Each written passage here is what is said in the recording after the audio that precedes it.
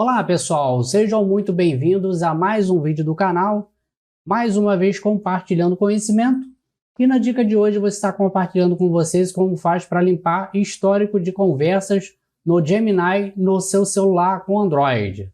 Então, se vocês desejam fazer uma limpeza das suas conversas com o Gemini, neste vídeo eu vou estar compartilhando com vocês como faz para fazer uma limpeza aqui e apagar todas as conversas que vocês fizeram utilizando o Gemini. Ao invés de você excluir uma de cada vez aqui, ó, dessa forma, que vai dar muito trabalho, vou mostrar para vocês como faz para eliminar todas as conversas de uma única vez.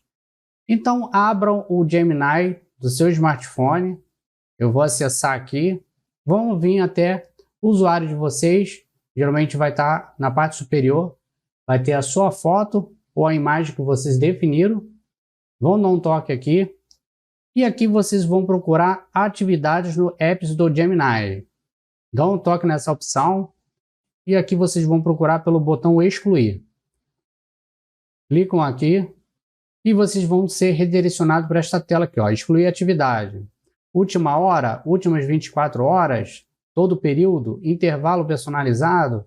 Aí você tem como personalizar aqui um intervalo, uma data antes e uma data depois, avançar e seguir com a exclusão. Eu vou excluir todo o período, então eu vou selecionar essa opção. Confirme se você quer excluir atividades a seguir.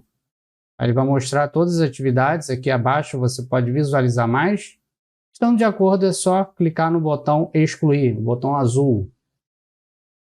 Agora é só clicarmos em entendi. Vamos voltar aqui e vamos fechar e abrir novamente. E vocês vão ver que toda a nossa conversa com o Gemini foi apagada. Vamos voltar aqui no nosso histórico de conversa, atividades, nenhuma conversa salva, tá vendo? Então ele apagou todas as conversas de uma única vez. Simples assim.